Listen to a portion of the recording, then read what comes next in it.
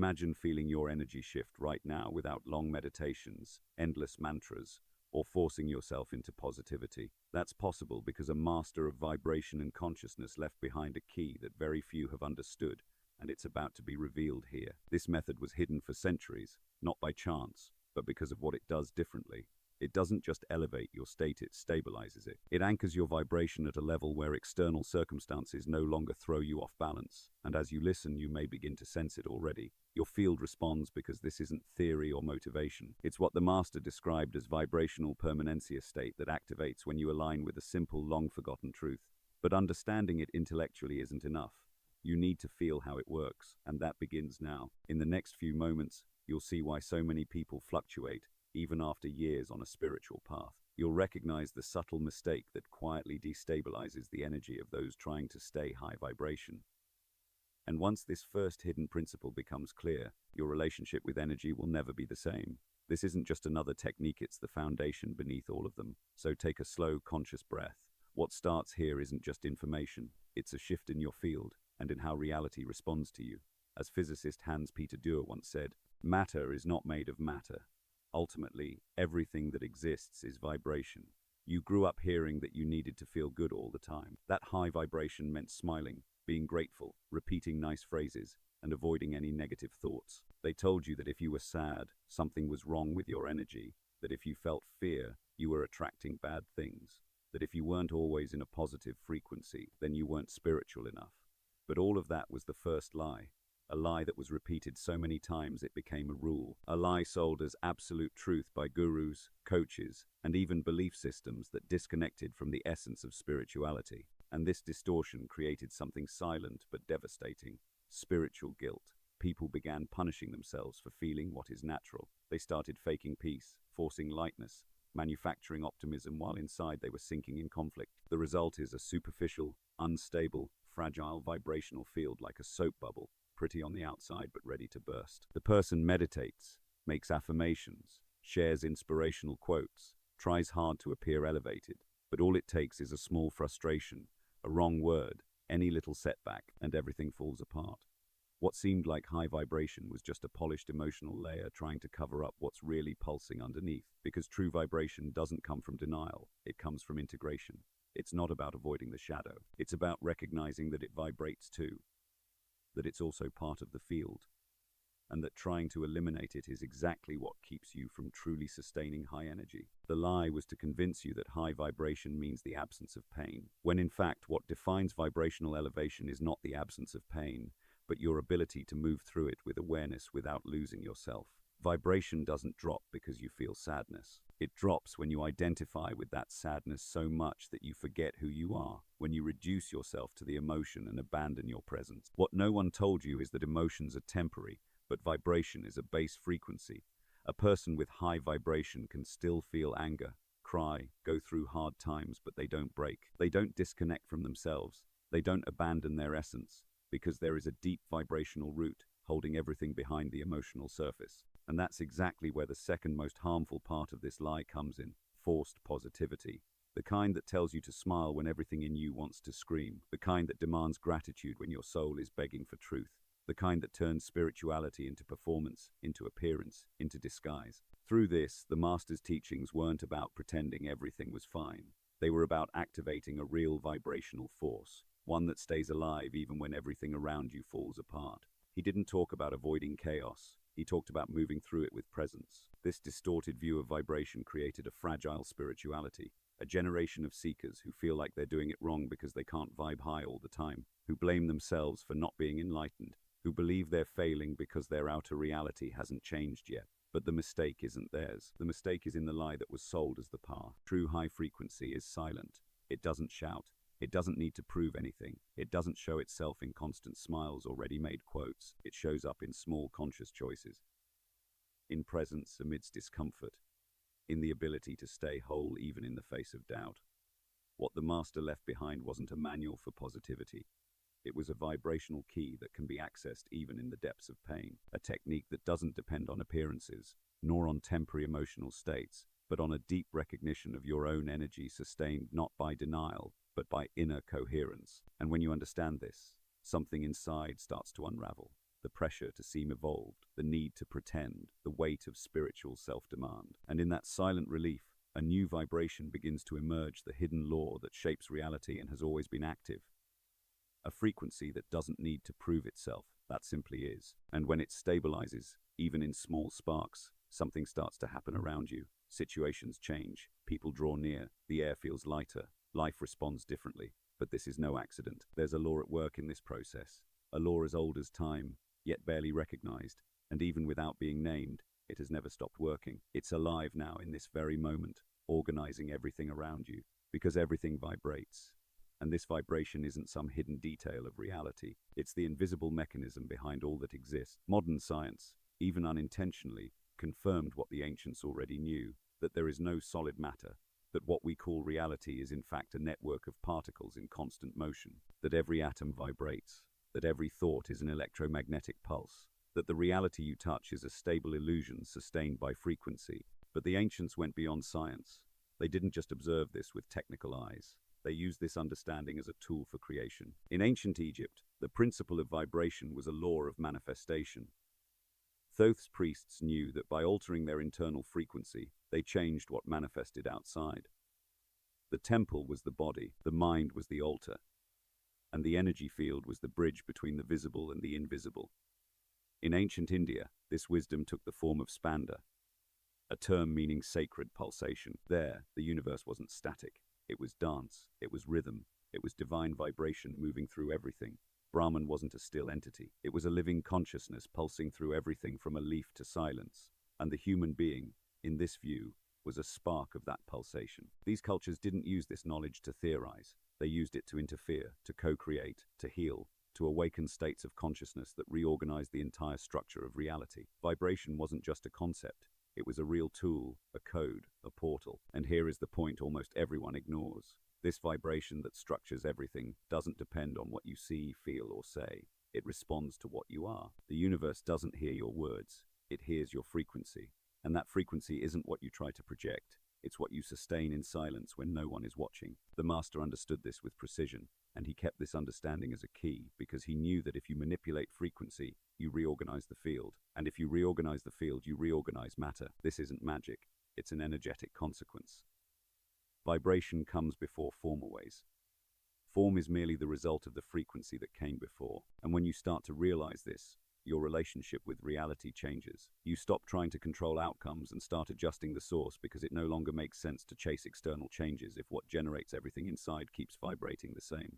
The law is active all the time, even if you don't know it, even if you don't want it. And it's not moved by drama. It doesn't respond to empty intention.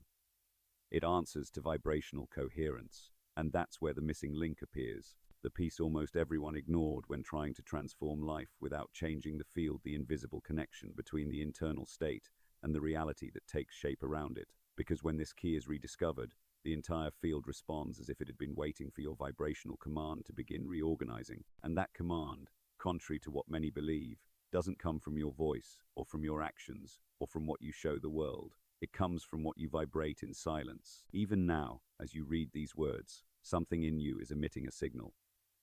It doesn't matter if you're quiet, still, calm. Your frequency is active all the time. You are a transmitter, a vibrational field in full operation, and this isn't belief. It's energetic fact. Your presence speaks before your mouth opens. Have you noticed? Some people enter a room and, without saying a word, the atmosphere shifts. Others arrive and, even smiling, bring an invisible weight that you feel in your body. That's vibration. It's not about appearance. It's about energetic coherence. The problem is that most people aren't aware of this. They think they vibrate only when they choose to, when they meditate, when they're doing something spiritual. But the truth is, the field never switches off. It doesn't pause. It's always emitting. Even when you're asleep, even when you're distracted, even when you're pretending to be okay. The frequency you emit is built by small, invisible habits, by recurring thoughts, by emotional patterns that repeat like a background track, by intentions you don't even speak out loud but that shape your vibration from the inside out. Everything you sustain internally, even unconsciously, is shaping your reality externally. And that's where the root of the problem lies. Most people try to change their lives by adjusting what they do, without ever looking at what they're vibrating.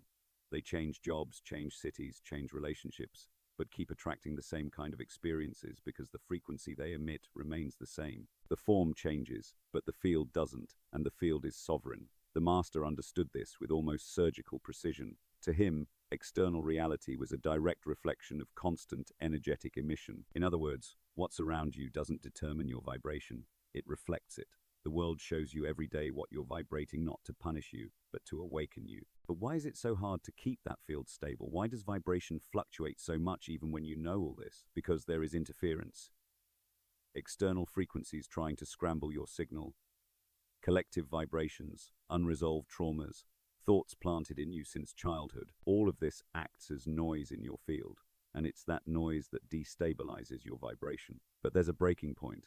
A moment when, even with noise, even with chaos, even with imbalance around you, your internal field can remain stable, a steady, silent frequency that doesn't break even under pressure. And it's exactly at this point that the master's technique begins to emerge clearly, an internal practice, invisible, almost imperceptible, but that changes the entire way your energy organizes itself. The first enemy of vibration, fragmented thought.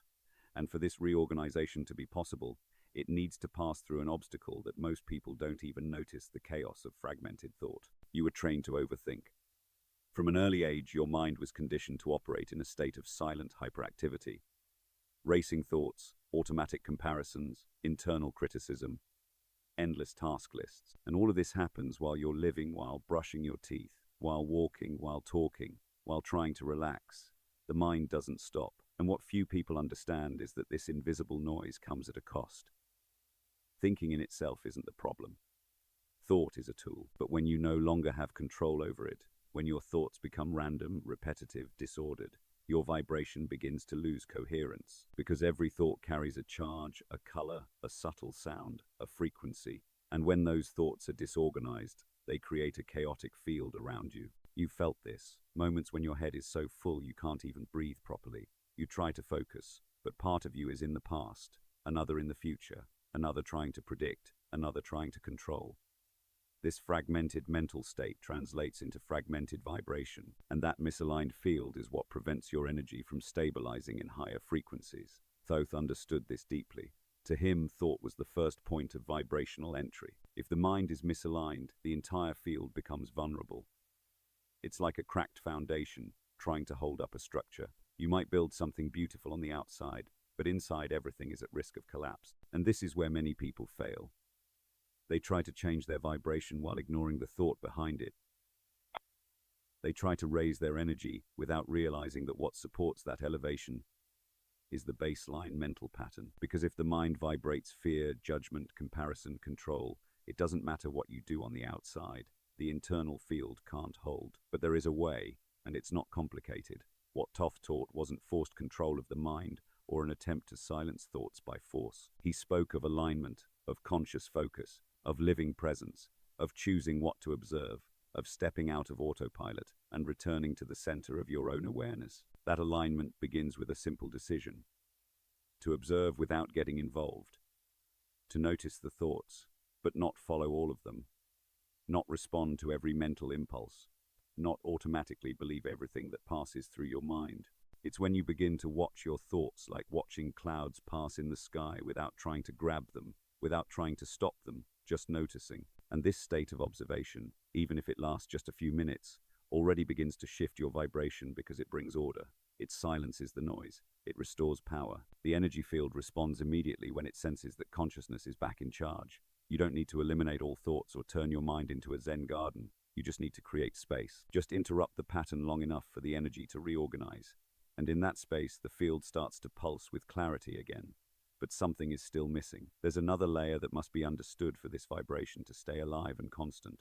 It's no use organizing thought if emotion keeps fluctuating. And here begins one of the most powerful keys in all the wisdom Thoth left behind. Have you ever had a moment when everything seemed to fall apart, but still felt a silent peace take over you? Or in the middle of a completely unstable situation, felt such deep gratitude that you couldn't even explain where it came from? These experiences aren't coincidence. They don't come from chance. They happen when, for a moment, your vibration connects with a higher emotional code. But the secret isn't in feeling that once in a while. The real impact happens when you learn to sustain that state, when peace no longer depends on external silence and gratitude no longer depends on outer achievements, when emotion stops being a reaction and becomes a vibrational decision. Most people still believe emotion is something that just happens to them, as if they're trapped in an emotional thermometer that rises or falls with life's climate. But that's an illusion. Emotion is frequency. Emotion is energy in motion. And above all, emotion can be cultivated, trained, chosen. Thoth understood this at a level science is only beginning to scratch. He knew that elevated emotions like love, gratitude, compassion, and reverence aren't just beautiful feelings. They're vibrational matrices. They organize the field. They clear the noise. They create an inner environment where energy aligns so precisely that everything around begins to respond in tune. But there's an even more powerful point. When you manage to sustain an elevated emotion long enough, it stops being a temporary state and becomes an energetic signature. And that signature is what the universe recognizes. It's what defines what you attract, what you sustain, what you expand. Sustained emotion is the field telling the universe, this is who I am now. Not because of something, not as a reaction to a blessing, but as a choice, as a vibrational identity. And when that happens, the frequency stabilizes. Vibration no longer needs external reinforcements to stay. It begins to exist on its own. And this is one of the forgotten pillars of Thoth's technique, because it's not about pretending to be joyful or forcing optimism. It's about cultivating with presence and honesty emotions that are compatible with the reality you wish to manifest. True emotions, born from within, that remain steady even when the outer world falls apart. And when you learn to maintain that state, even if the world outside is collapsing, something begins to happen in silence. Time doesn't exist here. Only the now vibrates high. The field organizes itself not because everything is perfect, but because you've learned to vibrate an authentic and sustained emotion, even in the midst of chaos. And when that happens, your frequency begins to cut through the dense layers that once held you back. But for this vibration to remain uninterrupted, you must access a point where almost no one manages to stay. The now. Yes, the now.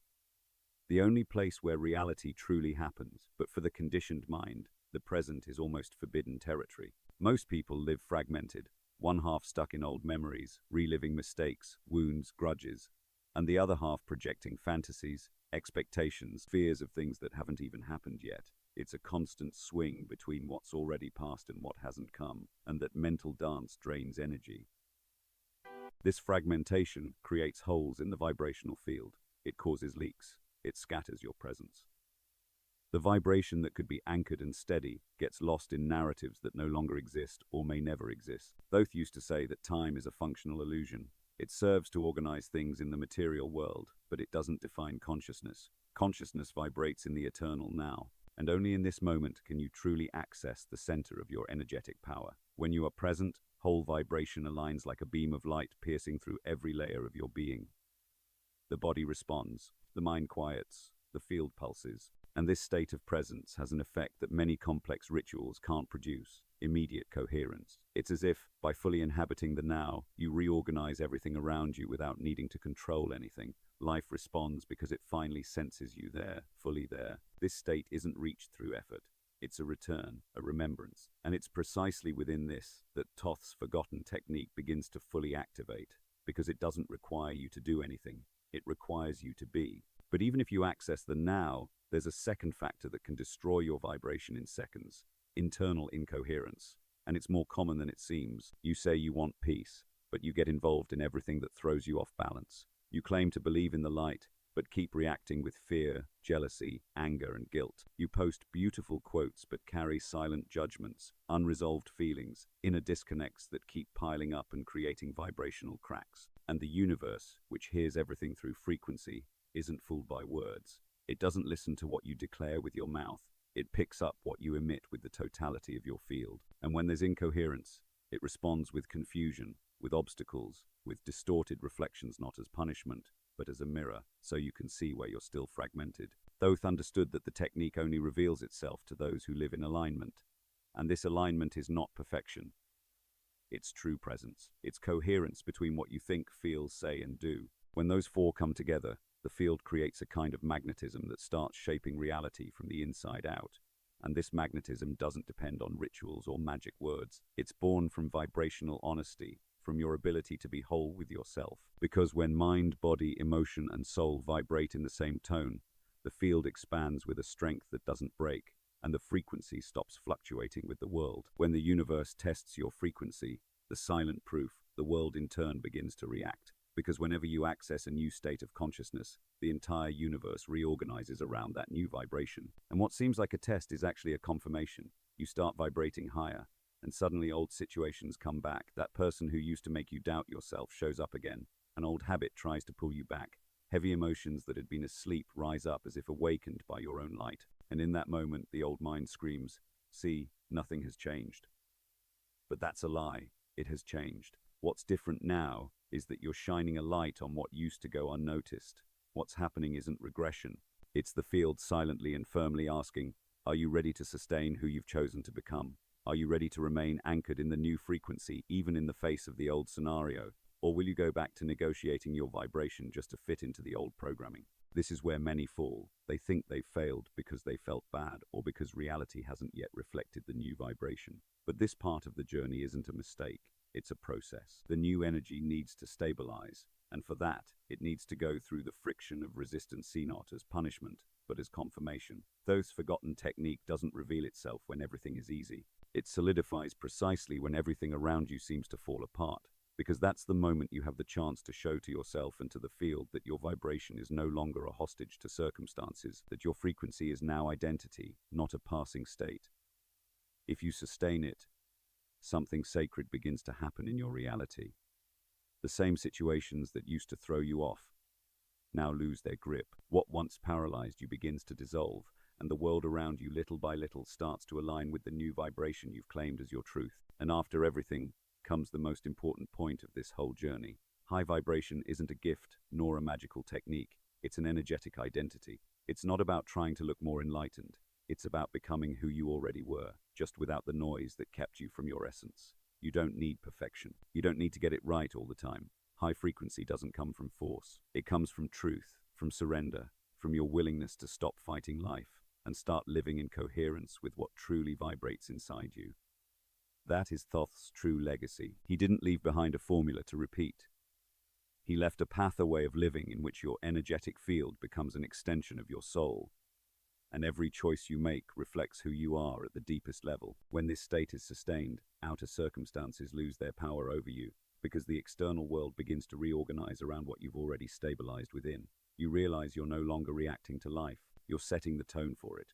You become the point of origin, a center of the field, the reference frequency of the reality you choose to experience. And once this understanding settles, there is no returning to the old way. The invitation now is to sustain this state with quiet mastery, not to prove anything, not to convince anyone, but because you've finally remembered yourself. If you've stayed until now, it's because something in this message resonated beyond words. Take a moment and write in the comments, "I sustain my vibration permanently," not as a declaration to others, but as a moment of internal alignment and acknowledgement of the state you're choosing to live from.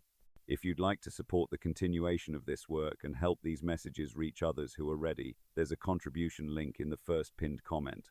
Every bit of support helps keep this project alive and independent. And before you leave, stay attentive. There's another video waiting for you, one chosen by resonance, not chance. If this message connected with you, you'll feel it when you see it. That's where the next layer of understanding comes together, and where what you've begun to access here can fully settle into lived experience.